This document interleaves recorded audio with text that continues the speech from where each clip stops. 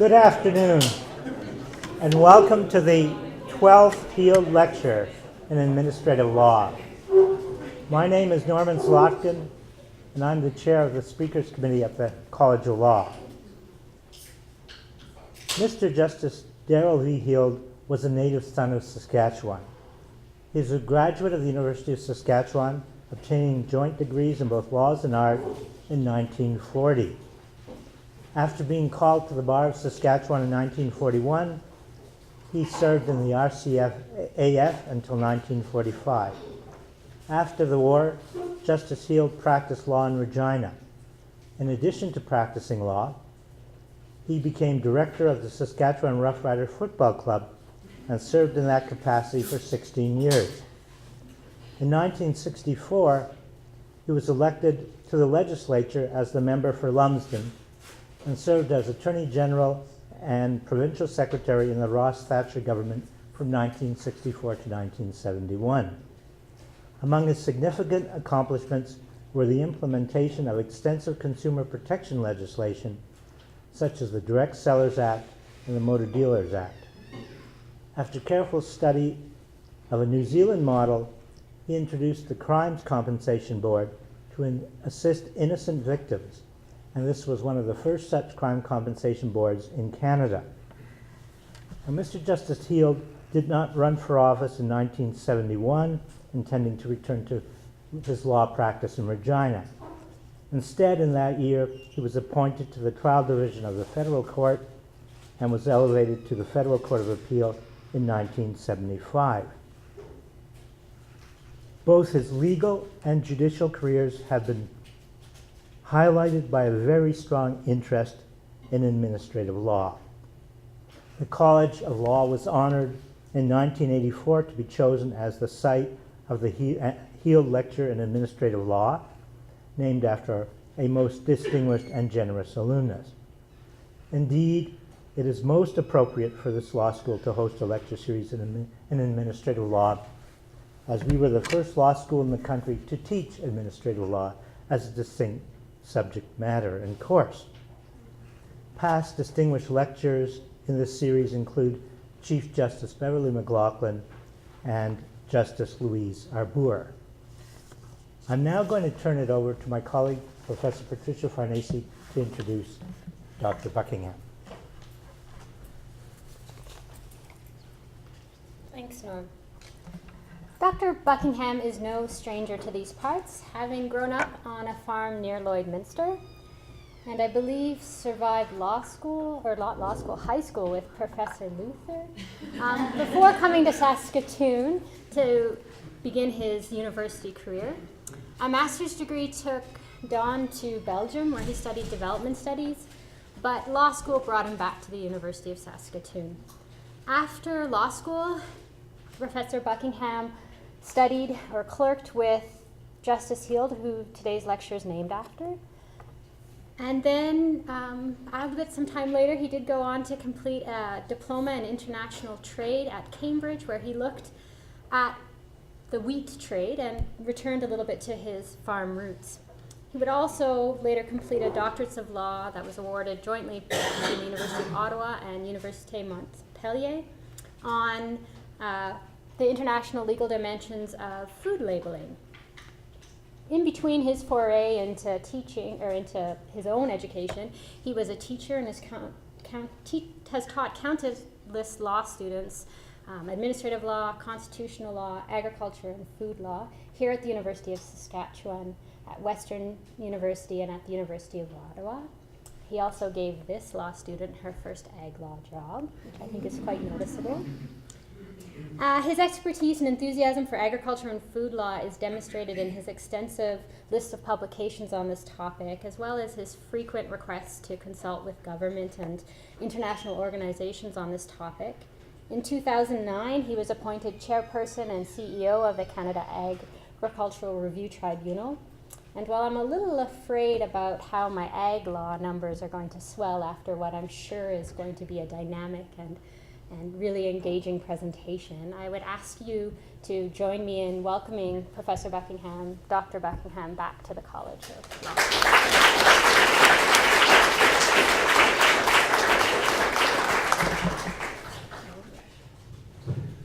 thank you, Patricia and Norman. Just such a gracious and warm welcome. It's always wonderful to come back to Saskatchewan. And I do feel like I have been through these halls before, although when I went to law school, I would be out shivering in the cold right now because this was one of those places we came as law students when we wanted to talk about the professors. So I'm just very impressed with your new facilities, and it is a real great honor, indeed a fabulous honor, to be giving this 2013 Heald Lecture in Administrative Law. It's really an honor for two very distinct reasons. And one of them is because Saskatchewan is truly my home. And this place in particular, the College of Law and the University of Saskatchewan, is my home as a student, as a professor, and as Patricia's already mentioned, a researcher in agricultural law. It would seem to be a natural to have agricultural law in Saskatchewan. But it hasn't always been that way. People have always talked about agricultural law in terms of mortgages or financing or property or transition between generations of farm families. But now I think it's really a discipline, a sector that's come of age. And good for you. Great. I'd like to see more agricultural law taught across the country. And certainly this is the place it started. But it's the second reason as well that makes this a real particular honor. And that is because of the person whose name carries the lecture series. Darrell Werner Heald was a great contributor to life in Saskatchewan, to the Canadian justice system, and quite frankly, to me personally. Now, if any of you are Star Wars fans, you will understand it when I say that Judge Heald was my Yoda. My mentor he was. He was wise. He was short like Yoda. And although he didn't have pointy ears, and he was not green to my knowledge, he was particularly green on Saskatchewan Rough Rider game days. We owe him a great debt. I owe him a great debt. And as we collectively pass through these hallways, we owe something to Darrell Heald for who we are as Saskatchewan lawyers. So I'm honored and humbled to deliver a down-to-earth lecture that Judge Heald would, I hope, appreciate. Dead chickens, stinky cheese, black overalls. I hope these will become clear as to how they're legal subjects by the end of my talk. If not, you'll know something new about chickens. Anyway, let's proceed. True to Judge Heald's earthly penchant. Let me get this right here. There we go. He was a very, very down-to-earth man. And when I walked into his office as an articling clerk in 1986, he said, you know, you must be there. You must be with the people. You must make yourself understood. And so in this way, I'm making a pitch for a very earthy presentation that I hope will be graspable by people who are from the farming community, from the Saskatoon community, from the law community, and even you hardcore legal research academics. But I make no guarantees. In the light of hoping for a graspable presentation, I'm going to structure my talk like a good hockey game. There'll be a first period. It'll be about the reality, dead chickens. There'll be a second period. It'll be about the law, which often can be equated to being stinky cheese. And then there'll be a third period, black overalls. It's going to be about the man, Darrell Heald. And finally, like any good game, it's going to come down to overtime.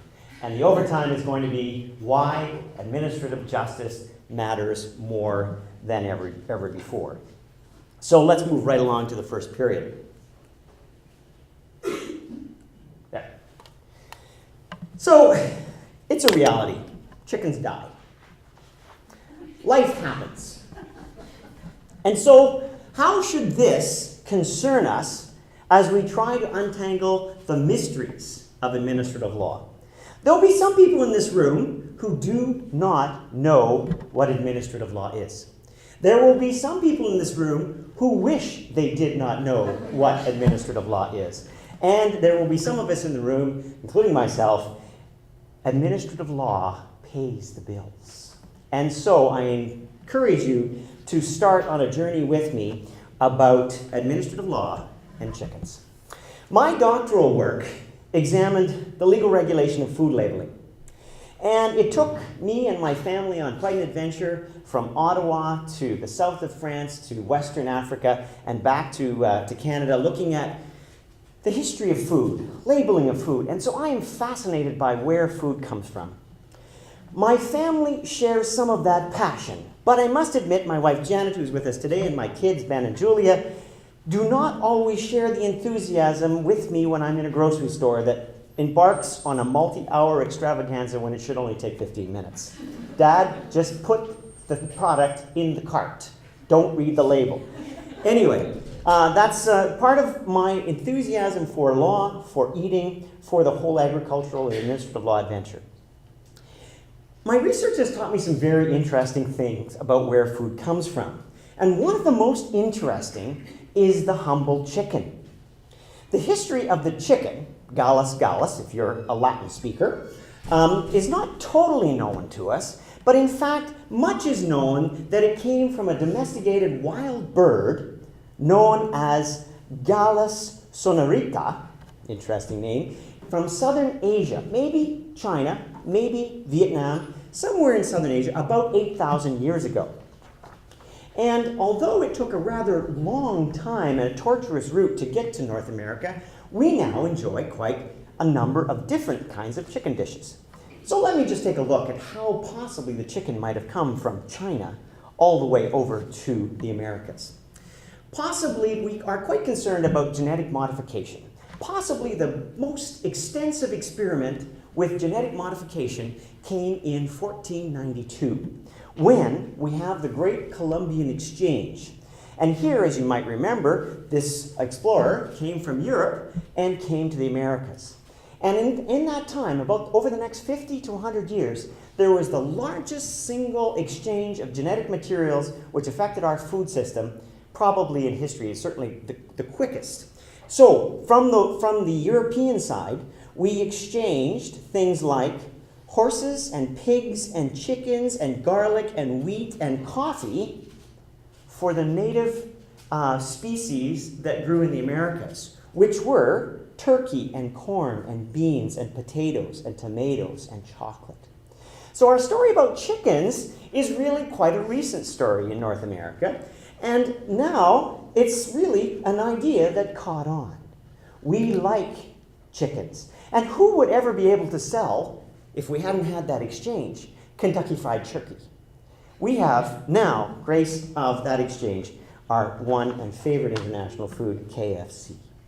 So, what about chickens today? Worldwide, we have about 4 chickens to every person. We have more than 20 billion chickens around the world, more chickens than any other species. Canadians, we love chickens. Per person, Canadians consume on average 30 kilos of chickens a year. And so what that sort of translates into is about 650 million chickens produced and slaughtered in Canada every year. So I say, chickens must die. 650 million. And let me say that those chickens do not walk to market. They are moved. They are hauled. They are moved through trucks. All 650 million of them make their way from some farm on some property to the slaughterhouse. And that's only going to increase. As we look forward into the next 10 years, beef and pork are going to take a back seat, and chicken consumption in Canada is going to almost, not quite, but it'll be 50% more than the consumption of beef. So as you can imagine, for a great chicken dinner, a fancy chicken divan, or a stylish coq au vin à la française, or even the more mundane chicken finger, we have a chicken that lives and a chicken that dies. And even if there weren't these wonderful dishes, the Guinness Book of World Records has recorded that the oldest chicken died of a heart attack at 16 years. So even that chicken must die. So let me tell you a little story. Chickens have been very important to me my whole life. 55 years ago, I was born on a Saskatchewan farm, as Patricia mentioned, north of Lloydminster. And one of my earliest memories was 1,000 baby chicks in our kitchen. Every April, my father would buy chicks to raise for chickens, and I would hear those. Every April, there'd be this 1,000 in my kitchen. And I didn't quite understand what they were for, but I soon would realize that if I fed them and I collect their eggs and I cleaned out the chicken house, I got paid an allowance. So chickens were my friend. And also, when the cousins came, miraculously, those chickens that were walking around the yard, suddenly, hours later, would be a golden bird on the dinner table. To my recollection, chickens were where it was at. Now, chickens are still very important to me. Pardon my bluntness with the reference to chickens must die. I'm not trying to turn your stomachs after a good lunch. I'm not asking you to commit to vegetarianism. But I raise these stories because my personal experience still involves dead chickens. I am the chairperson of the Canada Agricultural Review Tribunal, and as the chairperson of the Federal Administrative Tribunal, you might ask what I do that would involve dead chickens. Well, the Canada Agricultural Review Tribunal, and I brought up some explanatory publications at the front. I would encourage you to take those home. You can always distribute them on street corners if you can't get rid of them anywhere else. And what we do is we take the opportunity. The government has said we would like a fair and safe food system in Canada. And if there are any kinds of behavioral problems with any of the participants in the food system, then we would like to change that behavior. Now, in the old days, we could take farmers and throw them in jail. Oh, that was a brutal time. Did we ever do that? Probably not. But what happened about 15 years ago is the government said throwing farmers in jail is not a good idea. And so instead, to change behavior, we're going to try a new thing called an administrative monetary penalty. It's like a speeding ticket, except more painful. $15,000 sometime. $15,000 painful. And so what we do is we take a look at the Canadian food system and we say, what would be certain points where it would be important to change behavior?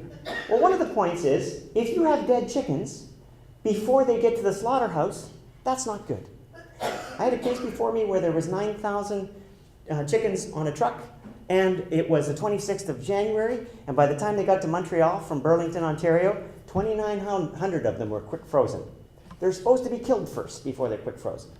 And so there was an animal cruelty issue. There was an animal welfare issue. And so what we have is the government of Canada saying, that's one of the points where we'd like to have some control over changing behavior through administrative monetary penalties. So that person was given a fine. Now it happens in other areas. Illegal use of pesticides. It happens in other areas. Animal identification. And also, if any of you have had the opportunity to go to Paris and come back with all of that beautiful sausage and foie gras and all those things, and you forgot to declare it, I said forgot, you can sometimes get an administrative monetary penalty. And so changing behavior was also one of the things that the government of Canada said would be a good idea. We would like people to report their sausage from Paris. So the link to dead chickens then is becoming, I hope, a tiny bit more clear. We like to have chickens that are raised and then slaughtered in a humane way for a safe food system and for a humane treatment of those animals. So what's administrative justice got to do with transportation of chickens? Well, I guess the first question is, what is administrative justice? What is administrative law? And here, we are probably, as lawyers and law students, perhaps getting that sense of awareness that administrative law is a bit like Wi-Fi. It's everywhere. It's all over. It surrounds you without you not even knowing that it's there. And so administrative law, if we get into definitions, it's about the executive branch of government appointing decision makers to determine and enforce the rights, relationships, and entitlements of Canadians. Now, this is all sort of very airy-fairy, way up there. What kind of relationships? What kind of status? Well, let me just name a few. Entitlements to cash, retirement pensions, disability pensions, veteran pensions, social welfare benefits, unemployment insurance if you're as old as I am, or employment insurance if you're not as old as I am.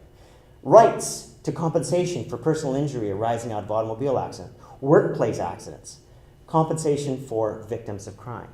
All of those are not determined by a court, they're determined by some government decision maker, or perhaps a tribunal that says, yes, you're entitled, or no, you're not. How about these? Entitlements to things like status, driver's license, business license, building permits, even here at the university, challenging exam grades, or passing or being allowed to graduate. Or how about entitlements to access to living accommodations, to special education programs, to child and family services? Or how about enforcing rights under human rights legislation between landlords and tenants, between unions and management, between managers and employees? Again, all of these administrative law examples. And then we come to ours, determining acceptable conduct, cruelty to animals, putting food and agriculture systems at risk, anti-competitive conduct, polluting activities, money lending activities, not laundering, lending. So if you go down to the payday stores or payday check cashing places, again, they're controlled by an administrative process. And then finally, we've got some more, I guess, very intrusive examples of administrative law. Determining mobility rights for persons seeking immigration or asylum into Canada, or removing children from their parents, incarcerating individuals into psychiatric institutions, enforcing medical treatment, determining mental competency, and determining parole eligibility. These are very, very heavy instances of intervention by the state into the lives of individuals that are governed by decision-making and decision-making rules of administrative law. So if 1% of you, not being legal counsel, actually appear in a court of law, that will be a huge percentage in Canada. But 99% of you will be affected by administrative justice. That's one of the reasons why our administrative justice system is so important. As one author has put it, the justice system looms over everyday life. The administrative justice system looms over everyone's everyday life, waiting to be summoned to invasive action by the arrival of some exigent but everyday circumstance. So what we have is a very large, murky world of administrative law, administrative justice, and administrative decision makers who are going, not if, going to affect your life. So, what is the rule of law got to do with administrative justice? Well, if we take a look at administrative justice, we'd like the word justice to have some basis, some foundation. And so what we need then is we need to have some sense that these decision makers that are so profoundly affecting our lives, whether you can transport chickens in one way or another, or you can be allowed to keep your children as opposed to them having them taken away from you, then we'd want to know that the decision makers are actually applying some model of justice. And that model of justice is the rule of law. And the rule of law, Supreme Court of Canada 2005 decision of Imperial Tobacco, says that the rule of law is that fundamental postulate of our constitutional structure. It's expressly acknowledged in the preamble of the Constitution Act 1982 and implicitly recognized in the preamble to the Constitution Act 1867. Well, I don't know about you, but that's not that accessible. I'm not convinced that I know exactly what administrative justice is and the rule of law and how it governs. But I do know that I do want those decision makers, and I count myself as one now, to be governed by something that is important, that it be fair and just, and there's accountability. Now, of course, the accountability in administrative, if we can take a basic schema, we take a look at the one on the last point here. We have some kind of regulation or law that says you must do X. You must provide your children with the necessities of life. You must provide humane transportation of animals. You must be able to be competent to drive if you're going to get a driver's license. And then you get an administrative decision, and someone will say, well, you know what, looking at the evidence, or I don't like you, Glenn Luther, because you wear glasses, I'm not going to grant you that. You're not going to get a license. And suddenly you say, that's not fair. And so we have an oversight component of judicial review. So that's our basic schema. Doesn't matter what any of these rights you're talking about, but that will be what happens. And so what we want is we want to have a system of administrative justice that has a fair procedure, a reasoned result, like glasses for Glenn is not a good enough reason, and oversight by some body that says, well, you know, that doesn't look fair. So that's our basic schema. And so you can imagine then, with the variety of regulatory decisions that are made every day by federal officials and by provincial officials who are in the same kind of administrative justice system, there is, for you who are law students, a potential richness for future employment. And so I would encourage you to sort of take this up. And for instance, when you go back home this Thanksgiving weekend and you're talking over the turkey and your father turns to you and says, so what are you going to do with that law degree? Stop him cold and say, I'm going to become an administrative lawyer, Dad. And he'll say, pass the mashed potatoes. Because he won't know what that is either, unless, unfortunately, he's also in the legal profession. But anyway, administrative law in my books is one of the most multifaceted, fastest growing, ever-changing areas of law. And if you didn't know what it was, or you don't know what it was, then you really ought to get in the game. Thus end the first period. The reality is, administrative law is important, but it's also pretty cool.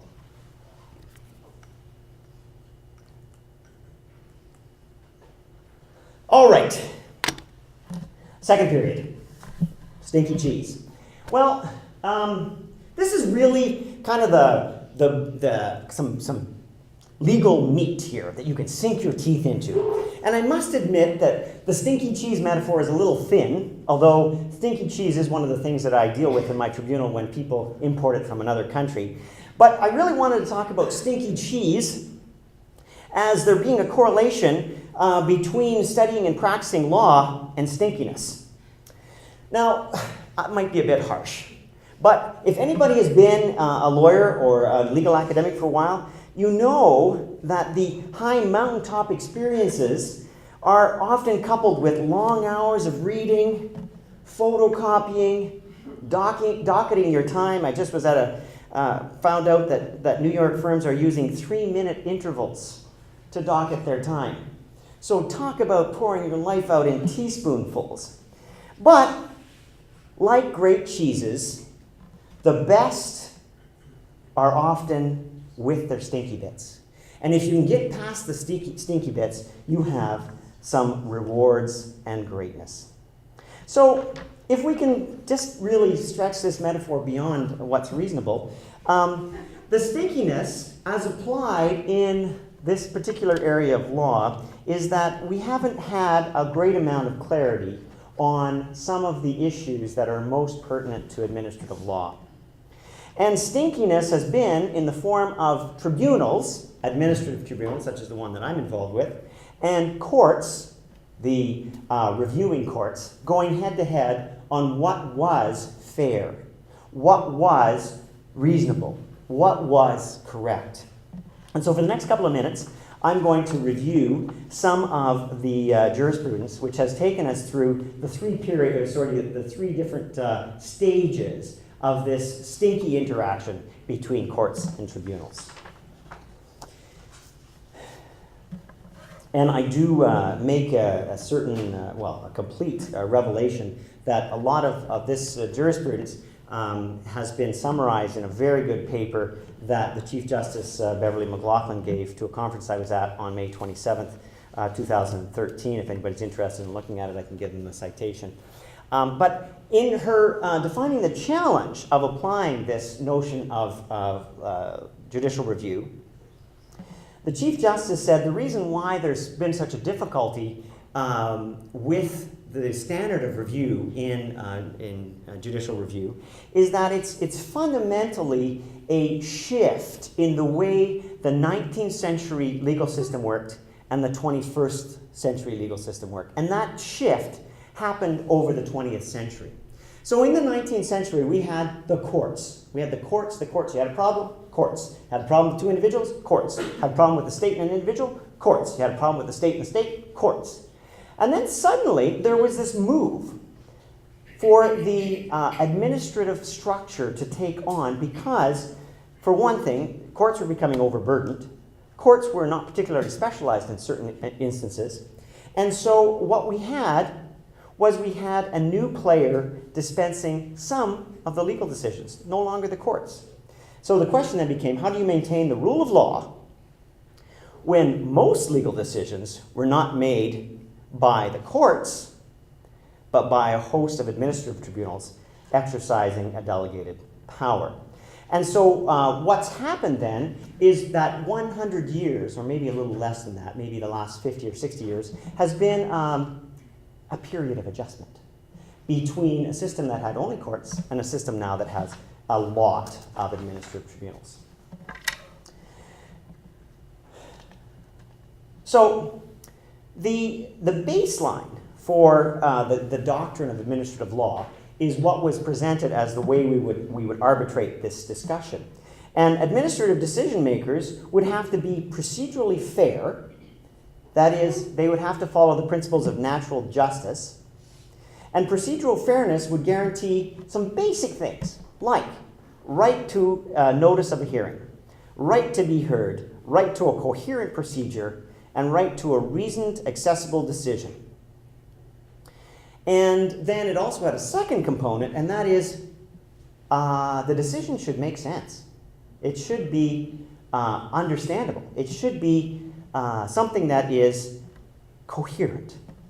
So what did we find then? Well, we find at first this was a very difficult concept to apply, and the court said, you know what, really, administrative tribunals are given way too much power, and they have to be constantly overseen. And anytime they make a bad decision, we should review them. Basically what they said was they have exceeded their jurisdiction.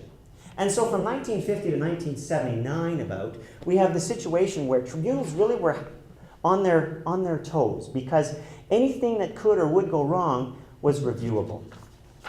But then, I'll just give you a couple of cases from that period. In 1969, there was a case from the Supreme Court of Canada called Port Arthur Shipbuilding Company in Arthurs. And there was an arbitration board that had quite a significant expertise. And the Supreme Court of Canada said, that decision is just wrong. We don't really know what the standard of review is governing this body, but we're going to look at it as if it was a lower court decision. So basically, if it was wrong, we're going to overturn it. Well, then in 1970, there was also another decision, that one being Metropolitan Life Insurance Company versus International Union of Operating Engineers, where the Supreme Court of Canada said, well, even if the legislature has said that this particular body, the administrative body, has the expertise and is making the decision and will be the last and final resort, also known as a privative clause, the Supreme Court of Canada said, that privative clause doesn't quite mean what you think it means. And in the circumstances, the union was granted certification despite the presence of that privative clause.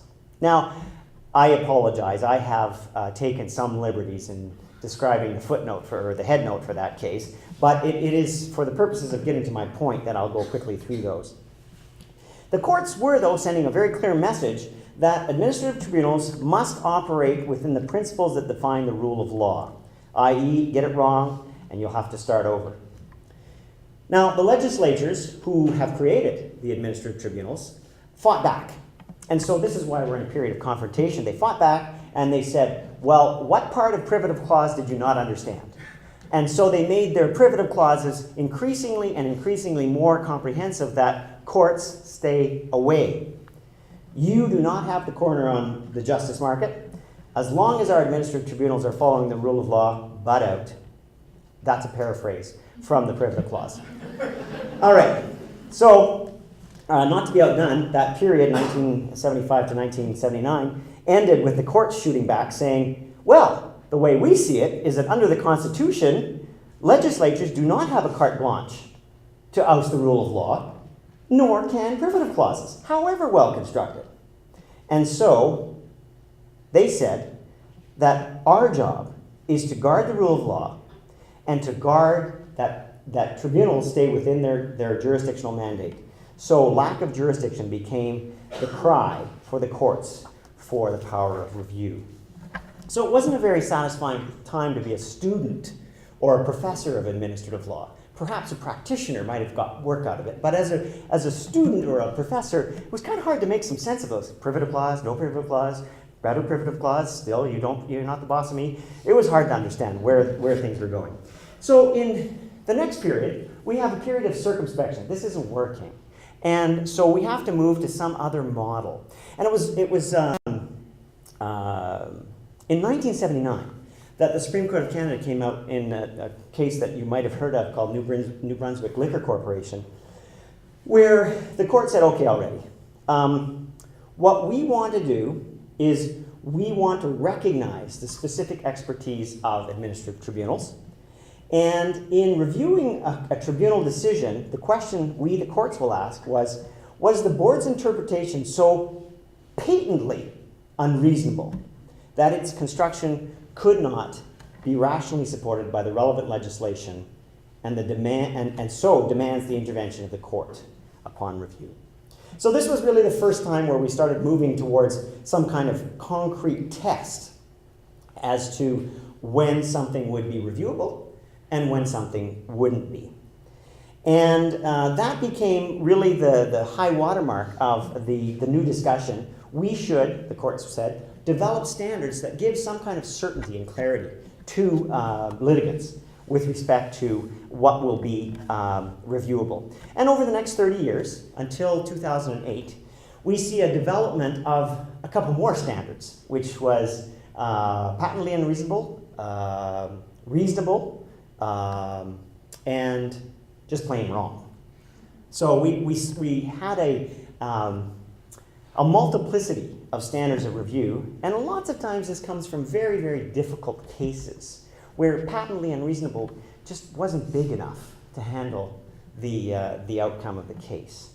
And so the real high point, I guess, is when we get to the complementarity. And this is 2008. And luckily I started my mandate in 2009, so I didn't have to do anything except look at this as a historical note. With the case of Dunsmuir and New Brunswick. I don't know what it is about New Brunswick, but they have all the good cases for administrative law. And this was a particularly tough nut to crack. There was a certain amount of still uncertainty, lack of clarity, because by 2008, we had these three categories instead of just the one category. And so the court said, we're going to roll these three existing standards into two. And those two are going to be only these: reasonableness and correctness.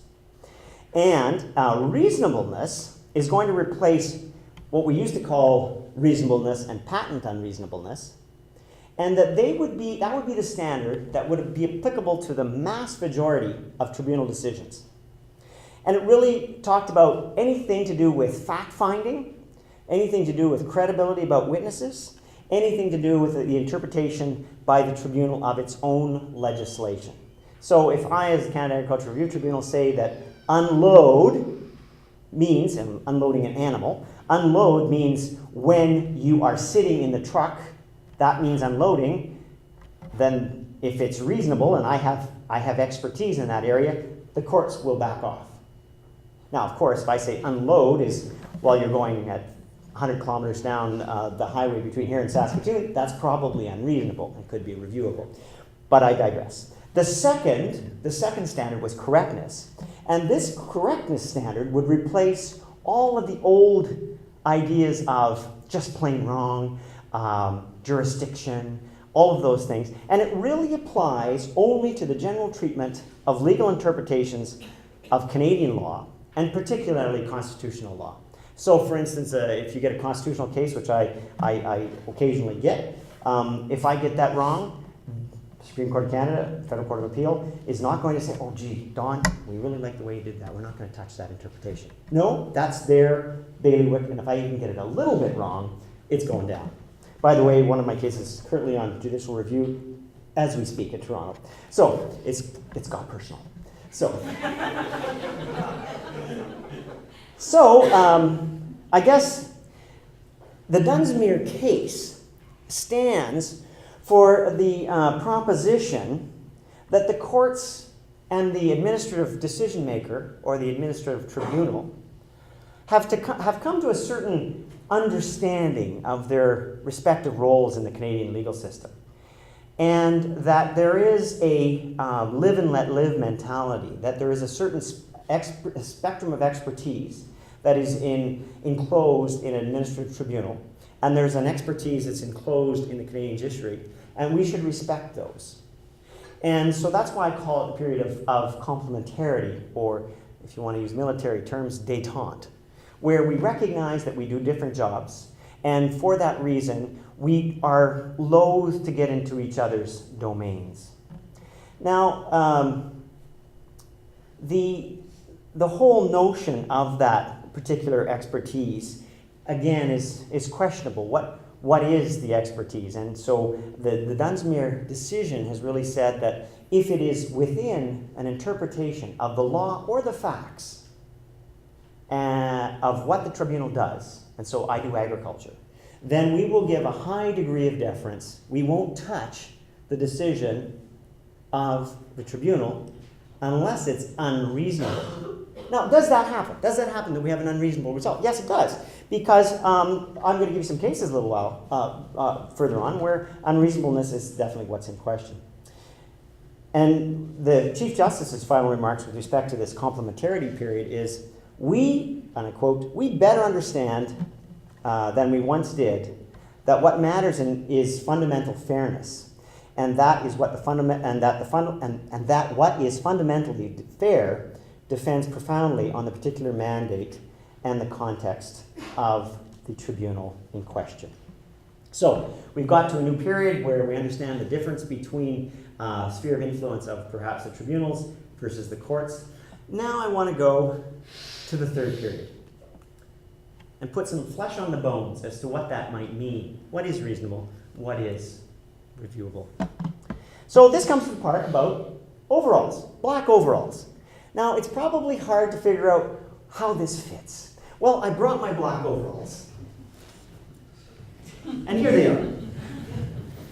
The biggest lesson in humility that I learned from Mr. Justice Heald was that you must not forget your roots.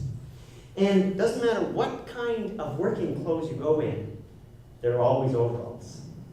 And so for him, anytime he would go off into court, he would put on his black overalls. And I never forgot that, because part of the fundamental fairness of any particular decision is recognizing that the person on the applicant side and the person on the respondent side are real people.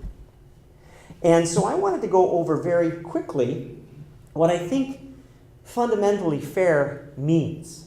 And this is not going to be jurisprudential totally in nature. It's going to be more, I think Judge Heald would approve, common sense based.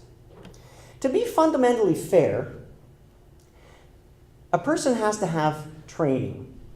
I understand that. But to be fundamentally fair, you also have to have a character of fairness. And I think that character of fairness has 7 aspects. I've told you about one. Always remember you go to work in your overalls, just like everybody else. That's the characteristic of humility. The second characteristic is empathy. There, but for the grace of God, go I. I could be that transporter. I could be that Department of Justice lawyer who's presenting the case. Excuse me. Respect. you can't really learn or teach unless you respect the person you're learning from or teaching to. Intellect. As I said, it's probably better to have a little bit of gray matter to help you through some of these fairness decisions. Courage. I'm going to talk about courage in a minute. That's courage to do what's right and courage not to be afraid to be wrong if you think that there's a justification for a direction you're taking. The other one, number 6, something that Judge Shield was an excellent mentor for, practical wisdom. He also called it the smell test. And then finally, number 7, and this is one I think that people often forget, is discerning dispatch. That means you can't sit on a decision, whether it's a law school assignment or an academic paper or an administrative decision. Get it out. Because you might be brilliant, but no one will know if you don't. So, anyway, I was going to tell you a tiny bit about Daryl, but it's already been covered by very well by Professor Zlotkin. And I just wanted to say that I had the pleasure 2 weeks ago of having tea with his spouse. Miss Justice Hill died in 2010, and his spouse Doris lives in Surrey, BC. And I had a case out there, and I had tea with her after the case. And just an absolutely charming lady, told me a few interesting things about Daryl. He got into U of S when he was 16 years old. He graduated when he was 20. He, as a surprise, was a big tennis fan. Loved debating. That I could understand. And then he went on to enter politics. And in many ways, these personal traits of him were indicia of the 7 characteristics that I've set out: humility, courage, empathy, intellect. And one of the reasons why he did so well at the jobs that he took up, whether it was being the director of the Saskatchewan Rough Riders or a judge of the Federal Court of Appeal, was that he had very practical skills. And some of them were practical skills that would have worked in any setting, but some of them were skills that were fabulous in the legal setting. So he had a keen sense of branches of government and was vigilant to protect the spheres of each. That's a very legal characteristic, but he had done them all. He was in legislature, he was in the executive, and he was part of the judiciary. One of my favorite cases was when I was with him, he asked me to do a memo, and he said, I just want the law on this. And so I went back and did all the law, and it was about whether or not cabinet confidences should be released to the Auditor General. And he said, oh, that's a very good memo, Don. Not the right answer, though. I don't think there should be intrusiveness into the cabinet. The cabinet is a separate branch of government. This is what the answer should be in this particular case. Could you do another memo? So, anyway, it was a very interesting dynamic. Again, the smell test I've talked about already. Fairness, fairness, fairness. He often related to, what would 2 farmers in a field do in this situation?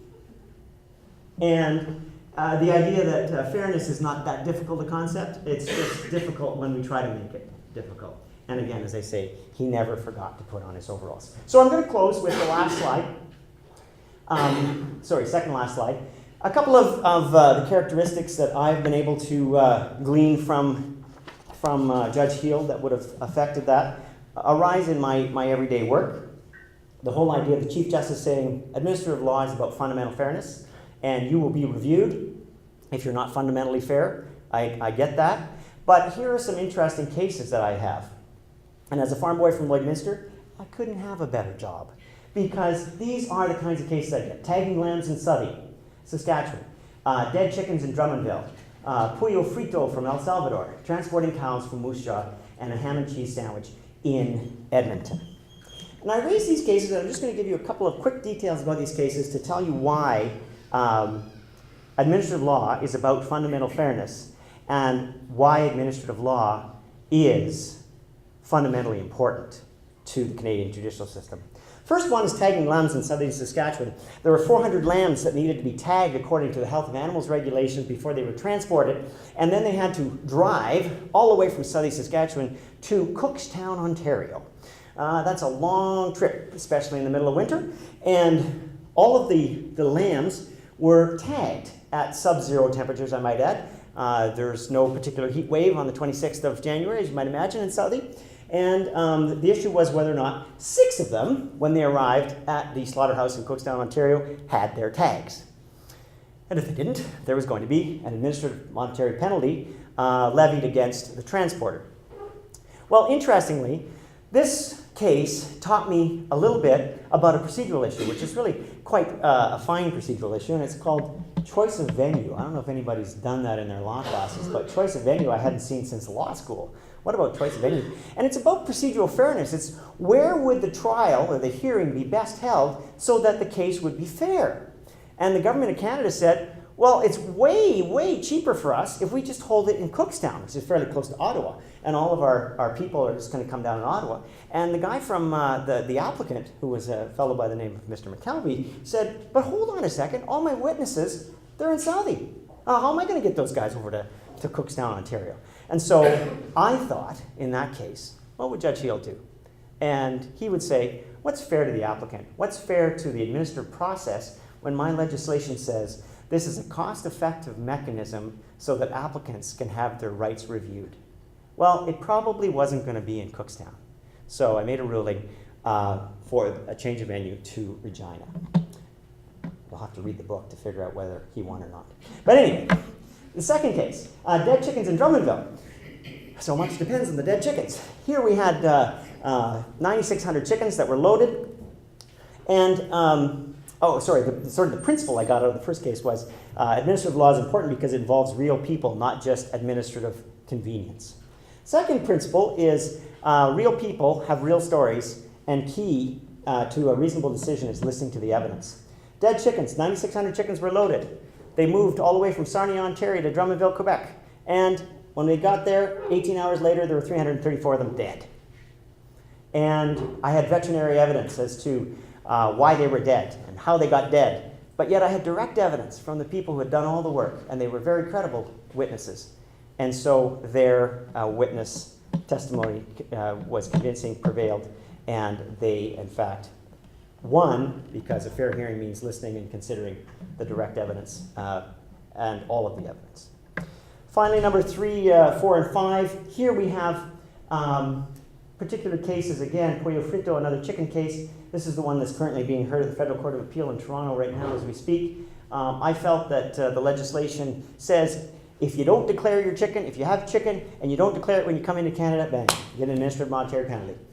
Unfortunately, this guy, very credible witness, young guy, was in his visiting his mother in El Salvador, and he went and had a shower just before he was leaving for the airport, kissed his mom goodbye, got on the plane, got to Canada, asked him, do you have any food to declare? He said no. They went in, found chicken. His mom had given him a present. And so the issue was here, can you be charged for having possession of this when you didn't know you had it? And so through some perhaps juridical gymnastics, I said, no, you can't. And so maybe tomorrow or the next day, we'll find out whether I was right or not. The principle here is have the courage to make mistakes. And Judge Heald, I think, taught me that. And there's always somebody upstairs that can correct you. And that means if you have an office as a prof on the first floor, there's always an office on the second floor, right? So, and then finally, 4 and 5, I'm just running out of time here. These ones are very interesting. Knowing one's limits. I won't go through the last one. You can ask me about it later. Transporting cows from Moose Jaw to Regina. That was a very interesting case. It was probably one of the most complicated cases I've had. A full day of hearing on constitutional law with respect to charter rights. And I thought, wow, I should have listened better in class. But anyway, I got the whole arguments for charter rights, and then we finished that. The second day, we went through arguments on the merits of the case, and I said, parties, I just don't have enough information. I think you should submit to me a memorandum of arguments with respect to the charter part. You have 2 weeks to do this. And so 2 weeks later, actually 13 days later, the Crown, the Canadian Food Inspection Agency, said, oh, we withdraw the case. So basically, on the eve of the arguments being ready to submit, the case was basically withdrawn. Well, the next day, I get a letter from counsel on the applicant's side saying, hold on a second, my client just paid $32,000 for legal fees, and they got nothing We want costs. And so anyway, I looked at the provision as to whether we could award costs. There was no provision in our legislation about costs. I thought, that sounds pretty reasonable. It's kind of an egregious case. You're kind of at the 11th hour for a violation like this. Maybe this is the time to award costs.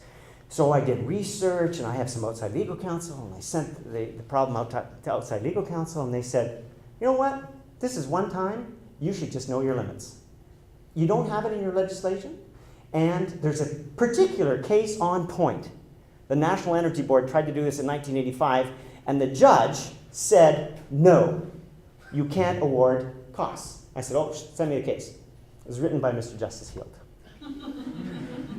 So at that point I said, I think I know my limits.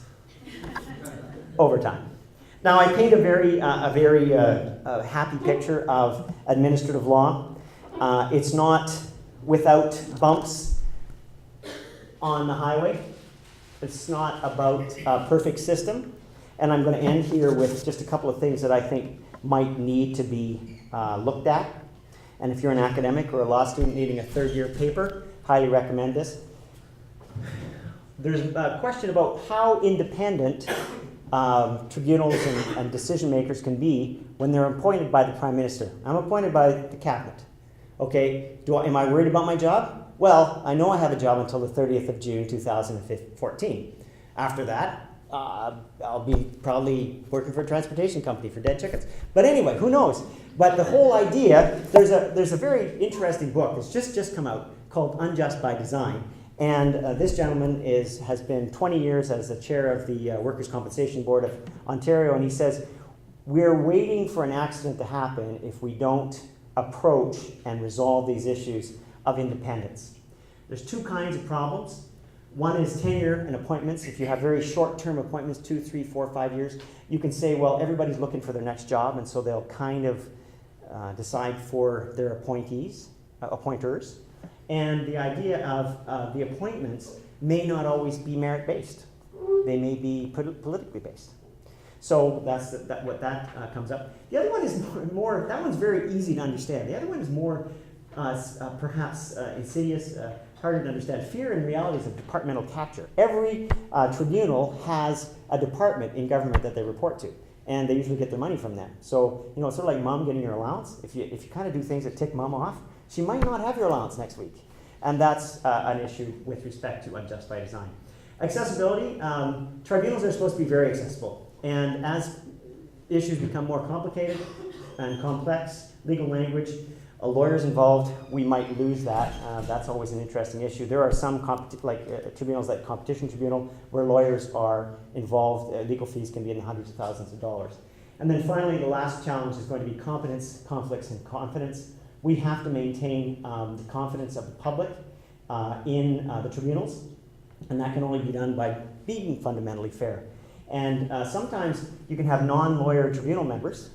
Sometimes they're really important, like in mental competency cases. You really want to have a doctor because the lawyers may not be the best people on it. But you do have to balance that competence complement when you have a tribunal composition.